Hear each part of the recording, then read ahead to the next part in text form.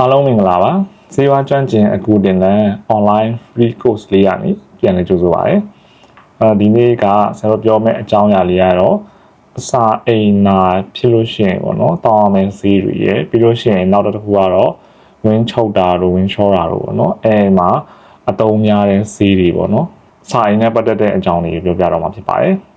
ကြည့်အဲ့ဆိုရင်ဆရာတို့စလိုက်ကြရအောင်နော်ဒီဟာလေးကတော့ gastrointestinal လို့ခေါ်ပါတယ် gastrointestinal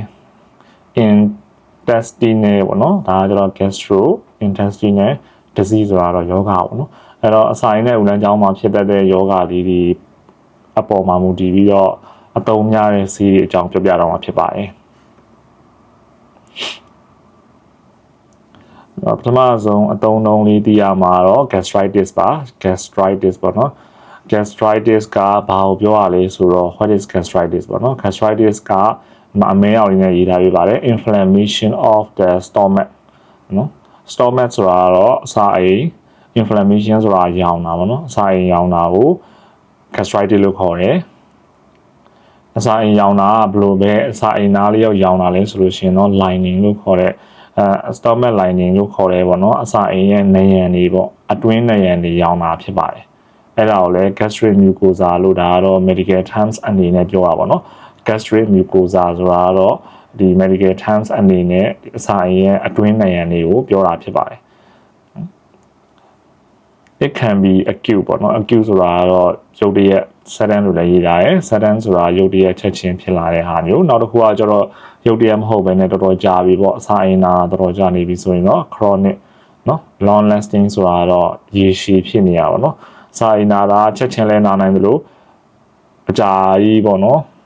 ဖြစ်ပြီးတော့မှအကြာကြီးနာနေရလဲရှိပါတယ်ဘယ်လိုမျိုးလဲဆိုတော့အစာအိမ်ရောင်တာကို မဆိုင်ပဲနဲ့စားကျင်တာစားမယ်အဆက်တွေစားမယ်ပြီးရင်နောက်တစ်ခုကတော့လိုမျိုးအစာကိုခံတာပေါ့နော်အစာကိုခံပြီးတော့မစားဘဲနဲ့နေရမျိုးကြာလာပြီဆိုလို့ရှိရင်တော့အစာအိမ်ရောင်တာလေးကခဏဖြစ်လာရင်သူကအမြဲတမ်းလိုအနာရကြီးဖြစ်ပြီးတော့မှပိုဆိုးလာရပေါ့နော်အဲအကြောင်းမလို့အဲ့လိုမျိုးကိစ္စတွေမှာဆိုရင်တော့ chronic လို့ခေါ်တယ်ပေါ့ sudden ဆိုတာတော့လက်ရှိရုပ်တရက်မှာစားလိုက်တဲ့အစာတော့ကအဆက်တွေအများများသွားတာဒါမှမဟုတ်ရှင်လည်းဗိုက်စာနေရကိုအစားတော့မစားဘဲနဲ့အကြာကြီးနေလိုက်တာအစာခံတယ်လိုမျိုးဖြစ်သွားတဲ့ဆင်ကြရင်တော့ acute ဆိုတဲ့ဟာတွေကဖြစ်လာနိုင်ပါတယ် symptoms ဆိုတာကျတော့ဒါလက္ခဏာတွေပေါ့နော်လက္ခဏာတွေကဘာလဲဆိုလို့ရှိရင်တော့ burning pain ပေါ့ဒီပူပြီးတော့မှနာတာလိုမျိုးပေါ့နော်ဘိုက်အောင်တာပူပြီးတော့အောင်းတယ်လိုမျိုးပေါ့ upper abdomen ဆိုတာကျတော့ one bite ရဲ့အပေါ်ဘက်ခြမ်းဖြစ်ပါတယ် abdomen ဆိုတာ one bite ပါ upper ဆိုတာအပေါ်ဘက်ပေါ့နော် one bite ရဲ့အပေါ်ဘက်ခြမ်းမှာပူပြီးတော့အောင်းနေဆိုလို့ရှိရင်နာတယ်ဆိုလို့ရှိရင်တော့ gastritis ကထိတ်ဆုံးကဖြစ်နိုင်ခြေရှိပါတယ်နောက်တစ်ခုကကျတော့ bloating ဆိုတာလေပွားတယ်ပေါ့နော်လေပွား nausea ဆိုတာပြုတ်ခြင်းလိုအန်တီလိုဖြစ်တတ်တယ် sometimes vomiting or dark color stool ဆိုတာ vomiting ဆိုတာအန်နာပေါ့နော် vomiting ဆိုတဲ့ဟာကအန်နာမှတ်ထားပါ vomiting ဆိုတာအန်နာပါ dark color stool ဆိုတာတော့ဝင်းအမဲရောင်နေသွားတယ်ပေါ့နော်အဲ့ဒါဘာဘယ်လိုမျိုးခြင်နေလဲဆိုရင်တော့အစာအိမ်ထဲမှာတွေးယူစိတ်နေဆိုလို့ရှိရင်တော့ dark color ဆိုတဲ့ဒီအမဲရောင် stool တွေပေါ့နော် stool ဆိုတာဝင်းကိုပြောတာနော်အမဲရောင်ဝင်းတွေသွားနိုင်ပါတယ်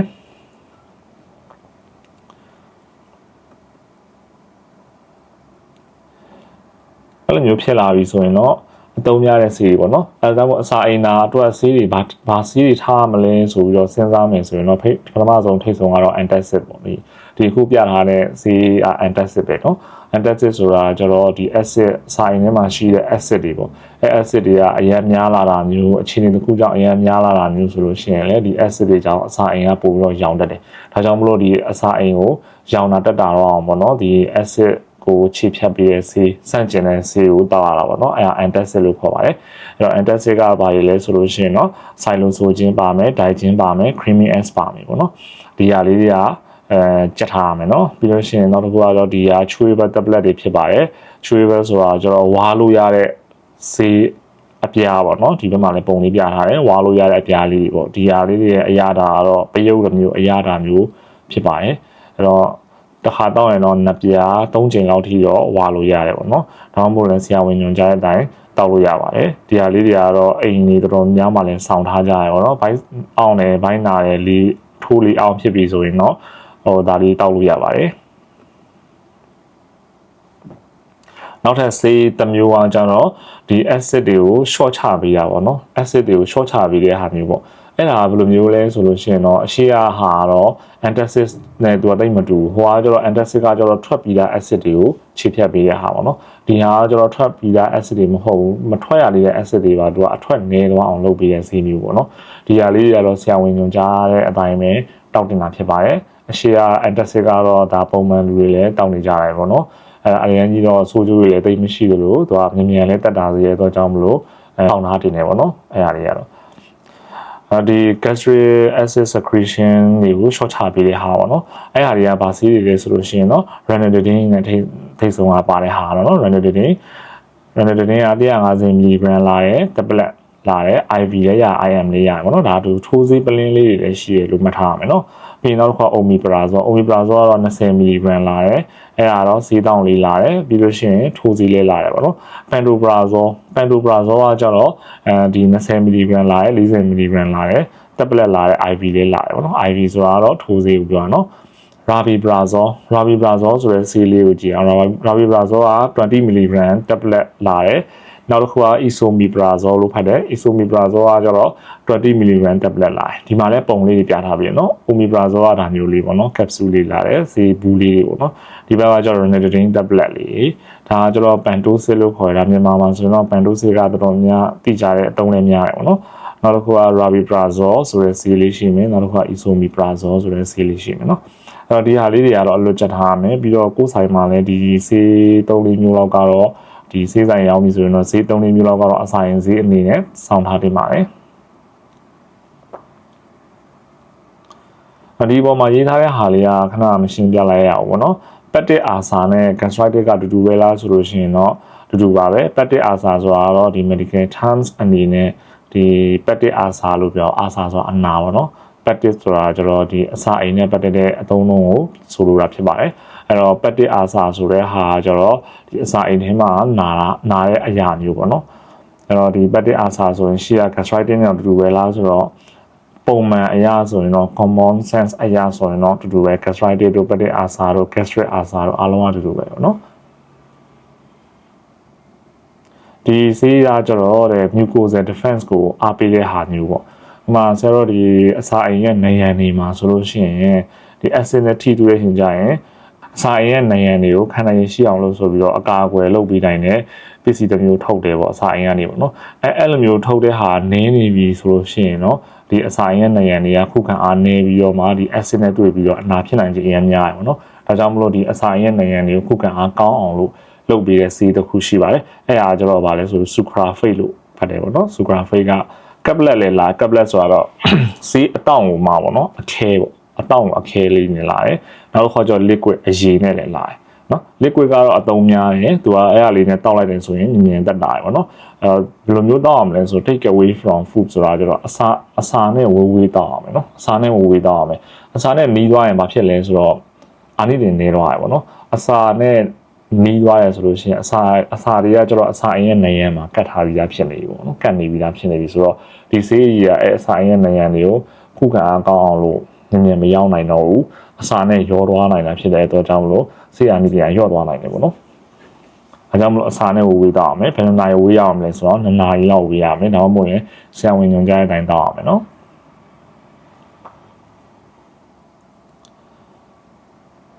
နောက်တစ်ခုကကျတော့အစာအိမ်ထဲမှာပိုးရှိရဆိုတာလည်းကြားဖို့ပဲပေါ့နော်အစာအိမ်ပိုးဝင်လို့အစာအိမ်ရောင်းတယ်အစာအိမ်အနာဖြစ်တယ်ဆိုတာကိုသိရပေါ့နော်အဲ့တော့ပိုးဝင်တာဝင်မဝင်ဘယ်လိုသိလဲဆိုလို့ရှိရင်တော့ဆရာဝန်တွေကနေရောမှစကုတ်ကြည့်ရလို့ခေါ်ပါပေါ့နော်ဒီပြုံတစ်ခုကိုဒီပါဇက်ထဲကနေထည့်လိုက်တယ်ပါဇက်ထဲကနေထည့်လိုက်ပြီးတော့အစာအိမ်ထဲကိုရောက်သွားပြီဆိုရင်အစာအိမ်ထဲရှိတဲ့အနာနေရာမှာသူကအဲ့ဒီအသားစားကိုယူပြီးတော့စစ်ဆေးလိုက်တဲ့အချိန်ကျတော့အဲ့အသားမှာ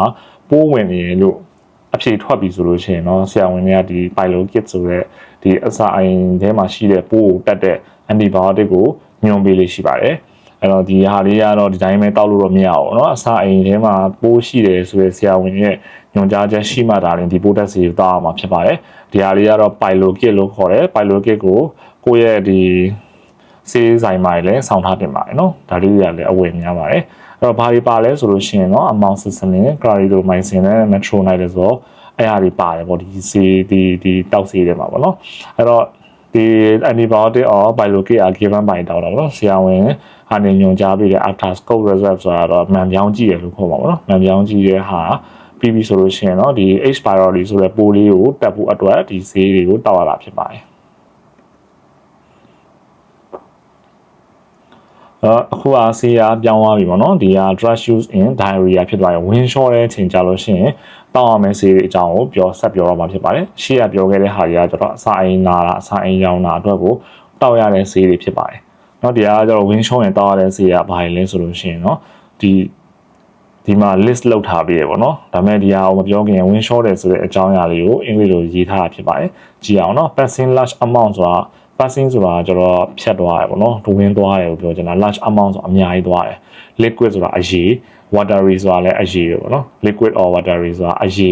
stew နော်အရေတွေဝင်းအရေတွေအများကြီးသွားတယ်နော် more than normal in frequency ဆိုတာ frequency ဆိုတာတော့တစ်ရက်ကိုတစ်ချိန်ပုံမှန်လူတွေကတချို့လူတွေကကျတော့တစ်ရက်ကိုတစ်ချိန်သွားတယ်ချို့လူတွေကတစ်ရက်ကိုနှစ်ချိန်သွားတယ်ချို့လူကသုံးချိန်လောက်သွားတယ်ပေါ့နော်အဲ့လိုမျိုးပုံမှန်ထက်ကိုပိုသွားတာမျိုးပေါ့နော်ပုံမှန်ထက်ကိုပိုသွားနေတာမျိုးပြီးရင်တစ်ခါသွားရင်လည်းအရေတွေအများကြီးသွားတာမျိုးဆိုရင်တော့ဒါ win short တာပေါ့နော် diarrhea လို့ခေါ်တယ် diarrhea ကို win short တာလို့ဆိုလိုပါတယ် diarrhea ဆိုတာ win short တာပါအဲ့တော့common usage ဆိုတာတော့ဒီဟာပုံမှန်သုံးနေကြဖြစ်တဲ့ဒီ win ပိတ်ဆေးတွေ win short ပြီဆိုရင်တောက်ရတဲ့ဆေးတွေကကိုယ်ဆိုင်မှာစောင့်ထားတဲ့ဟာလေးတွေကိုဖော်ပြပေးထားဖြစ်ပါတယ်။နောက်ပထမဆုံးတစ်ခုကတော့ oral rehydration salt လို့ခေါ်တဲ့ ORS ပေါ့နော်။မြန်မာလိုကတော့ DASA ဒီမှာလည်းပြထားပြီနော်။ DASA မုံနဲ့နော်။အဲ့တော့ဒါက BBI ကထုတ်တဲ့DASA မုံပေါ့နော်။ဒီဟာအသုံးအများဆုံးနဲ့အကောင်းဆုံးဖြစ်တယ်နော်။အခုလောလောဆယ်မှာတော့ဒီ win short တဲ့ဆိုလို့ရှိရင်เนาะဒီဓာတ်စာမုံကပိုပြီးတော့ထိရောက်တယ်ပြီးတော့အရတာလည်းသူကအချို့တွေမပါတဲ့အတွက်ကြောင့်စီးချိုဖြစ်တဲ့လူတွေရောအကုန်လုံးကအဆင်ပြေပေါ့နော်ဒီဟာလေးကတော်တော်ကောင်းပါတယ်ဒီဓာတ်စာမုံတွေကပေါ့နော်ဒါမှမဟုတ်ကိုကဒီအောင်မကြိုက်လို့အချို့တောက်ချင်တယ်ဆိုရင်ဒီဘက်ဘေးနားမှာပြထားပြီးတယ်ဒီဟာလေးကလည်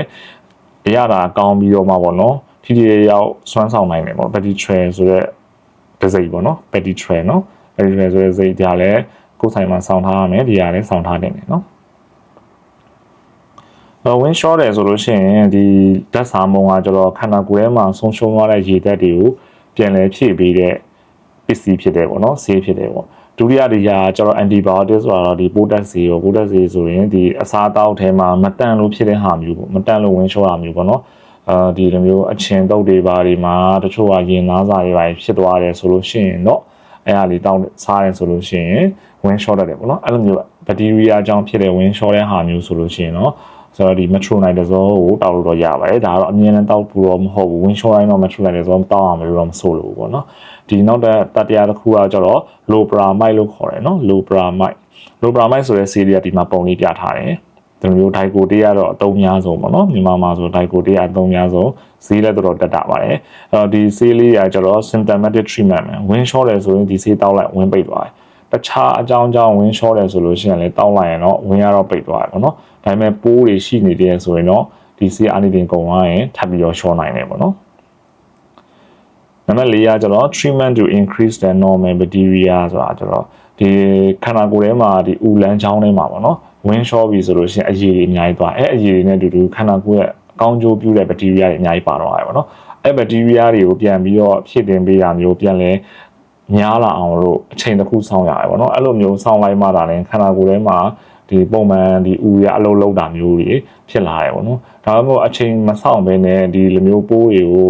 ုခန္ဓာကိုယ်ရဲ့ကိုမြန်ရောက်တော့အောင်တောက်လို့ရတဲ့ဆေးတွေလည်းပေါ်နေရပေါ့နော်အဲ့ဟာဒီနံပါတ်၄ဆိုတာအဲ့ဟာကိုနံပါတ်၄ကအဲ့ဟာကိုဖော်ပြတာဖြစ်ပါတယ် bioflow ဆိုတဲ့ဆေးပေါ့နော် bioflow ဆိုတဲ့ဆေးလေးကကျတော့ဒီလိုမျိုးကောင်းတဲ့ bacteria တွေအဲ့ထဲမှာထည့်ထားပြီးပေါ့နော်အဲ့ဟာကိုရေဖြော်ပြီးတော့တောက်လိုက်တယ်ဆိုလို့ရှိရင်တော့ဒီခန္ဓာကိုယ်ထဲမှာဆုံးရှုံးသွားတဲ့ဒီ normal bacteria flora ဆိုတဲ့ဒီ bacteria ပိုးလေးတွေမြန်ပွားလာနိုင်တယ်ပေါ့နော်ဒါမှမဟုတ်ဒီအောင်မတောက်ချင်လို့ဆိုရင်လည်းဒိန်ချင်တောက်လို့ရတယ်နော်အဲ့တော့အချင်တောက်ရင် win short မယ်လို့တွေးနေတဲ့ဟာလည်းဒီမှာတော့ဒီနေရာတော့မှားတယ်ပေါ့နော်ဘာလို့ဆိုတော့ဒိန်ချင်ကပို့ပြီးတော့မှကောင်းတယ်စားလိုက်တယ်ဆိုလို့ရှိရင်ဒီ win short တွေအတွက်ဒိန်ချင်ကလည်းတဲ့တယ်ပေါ့နော်အဲ့တော့ဒီဆေးတွေတောက်တယ်ဆိုရင် side effect ကဘာဖြစ်နိုင်လဲဆိုရင်တော့ constipation ပေါ့နော်ဝင်းချုပ်သွားနိုင်တယ်ပေါ့နော်ဝင်းလျှောတဲ့လူတွေကို ဝင်းပိတ်စီတောက်လိုက်တော့နည်းနည်းများသွားရင်ကျွန်တော်ဝင်းရချုပ်သွားနိုင်တယ်နော် constipation အဲ့ရတယ်နောက်တစ်ခုကတော့ abdominal discomfort ဆိုတော့ဝင်းမသွားတော့ဘဲနဲ့ရက်သွားရင်ကြာရင်ဘိုက်ထဲမှာလီအရန်ကြီးအတန်မြည်ပြီးတော့ဝင်းလှုပ်ရှားနေလိုမျိုးပေါ့နော်အဲ့ဟာတွေကလည်းပို့ပြီးတော့ဟိုဘိုက်ကိုတက်တောင့်တက်တာမဖြစ်စေဘူးပေါ့နော်မကြီးမတာဖြစ်စေတယ်အဲကြောင့်မလို့ဒီဟာလေးတွေကတော့ side effect ကဒါဆိုရင်ဒီ ORS ရဲ့ side effect ကဝင်းချုပ်သလားဆိုတော့မဟုတ်ဘူးဝင်း ORS ရဲ့ side effect ကတော့ဝင်းမချုပ်ဘူးเนาะအဲ ORS ရဲ့ side effect ကအတောက်တာများသွားရင်ဘာဖြစ်လဲဆိုတော့တွေးတိုးတာပေါ့เนาะတွေးတိုးနေတဲ့အခန့်ရှိတဲ့လူနာဆိုလို့ရှိရင်เนาะဒီ ORS ကတောက်တာများသွားရင်တွေးပိုတိုးလာနိုင်တယ်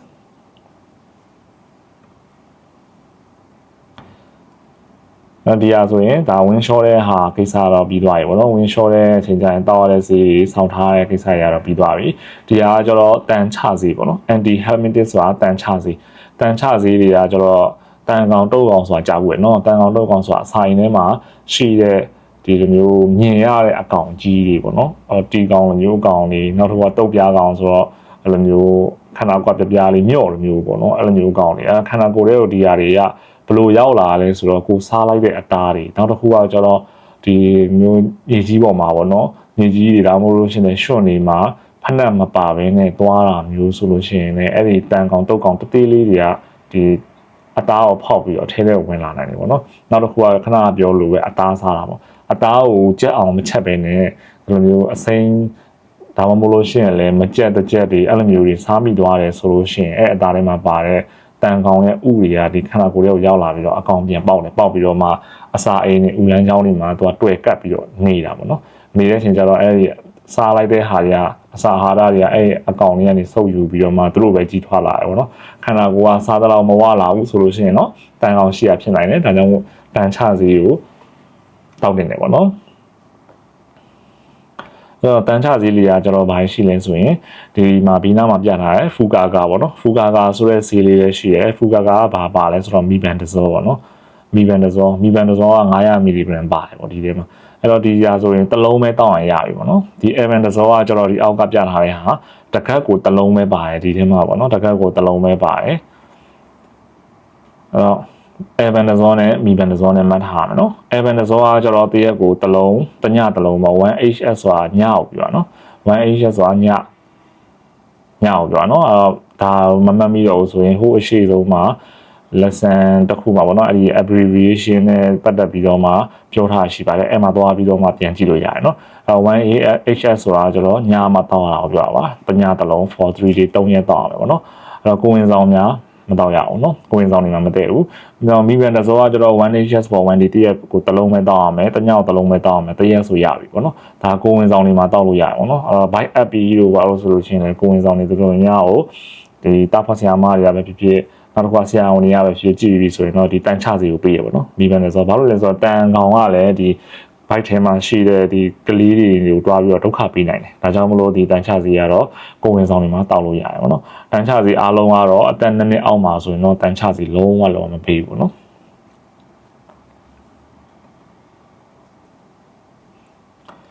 တန်ချစီကြောင်းပြီးတဲ့ချိန်မှာလက်စေးတင်းနဲ့ပါကေးတင်းဆိုတာကျတော့လက်စေးတင်းဆိုတာကျတော့ဝင်းပြော့စီပေါ့နော်။ပါကေးတင်းဆိုတာကျတော့ဝင်းနှုတ်စီပေါ့နော်။ဒီနှစ်ခုကတော့နည်းနည်းတူပါတယ်။ညမြတောက်ရင်ဝင်းရနှုတ်တယ်လို့မျိုးအများကြီးသွားရပါတော့နည်းနည်းလေးပဲတောက်တယ်ဆိုရင်တော့ဝင်းအများကြီးမသွားဘဲနဲ့ပြပြော့လေးသွားတယ်ပေါ့နော်အဲ့တော့ဒီဟာရဘာရှိလဲဆိုလို့ရှိရင်တော့MOM ရှိမယ် Letulos ရှိမယ်နော်ပထမစာကြောင်းကကျတော့ promotification ဆိုတာ promote ဆိုတာအားပေးရ notification ဆိုတာဝင်သွားခြင်းစိတ်ပေါ့ဝင်သွားတာအောင်ပို့ပြီးတော့အားပေးတဲ့ဆေးဖြစ်ပါတယ်တဲ့နော်အဲ့တော့ဆေးနာမည်က MOM Letulos Discodine ဆေးသုံးမျိုးမှတ်ရမှာပေါ့နော်နောက်တစ်ခုကကျတော့ Anima Ball လို့ခေါ်တဲ့ဝင်းချူလုံးအဲ့ဒါလည်းမှတ်ရမှာနော်အဲ့တော့ဒီဟာလေးတွေကဘယ်လိုတောက်ရလဲဆိုလို့ရှိရင်တော့ MON ဆိုရင်တော့တညကို4-5လုံးလောက်တောက်တယ်ဆိုရင်တော့နည်းနည်းပျော့လေးသွားတယ်ပေါ့နော်အများကြီးတော့မလျှော့ဘူး Letulos ကတော့အရေးလာတယ်ဒီမှာပြထားတဲ့ပုံလေးပေါ့နော် Evolet ဆိုရင်ဟာမြန်မာမှာအရင်ကသုံးရတယ်ပေါ့နော်ဒီ Evolet လေးကတစ်ခါတောက်ရင်တစ်ခွက်လောက်ပေါ့နော်15မေလောက်ကိုတောက်ရမယ်ညအိတ်တဲ့ချိန်တောက်ရမယ်ပေါ့နော်ဒါမှမနက်ဖြန်မနက်ကိုအဲ့လိုမျိုးသွားဖြစ်တာပေါ့နော်ဘစ်ကိုတိုင်းဆိုတဲ့ဟာကျတော့ဒီအောက်ကဟာလေးပါဒီလက်ဆိုတဲ့ဆေးပါသူကဆေးကအစိမ်းရောင်လုံးလေးပေါ့နော်သူကတစ်ခါတော့3လုံးလောက်ဆိုရင်တော်တော်လေးသွားတယ်4လုံးဆိုလို့ရှိရင်တော့အရန်ကိုသွားတယ်ပေါ့နော်အဲ့ဒါလည်းညအိတ်ခန်းဒီမှာတောက်ရမယ်သူရဲ့ side effect ကဘာရှိရလဲဆိုလို့ရှိရင် abdominal discomfort ပေါ့ဝင်သွားတော့မယ်ဆိုရင်တော့ဘိုက်ထဲမှာမအီမသာနဲ့ နေရခတ်တယ်ပေါ့နော်အဲဟာလေးတွေကဖြစ်တတ်တယ်ပေါ့နော်အဲဟာလေးတွေဖြစ်ပြီးဆိုလို့ရှိရင်တော့ဒါ side effect တွေမှာဒါလေးထည့်ပေးတယ်ဒါပေမဲ့ကိစ္စမရှိပါဘူးเนาะဒါပေမဲ့အများကြီးတောက်တယ်ဆိုလို့ရှိရင်တော့ wind shot ရယ် diarrhea လို့ခေါ်တဲ့ wind shot တွေဖြစ်လာနိုင်တယ်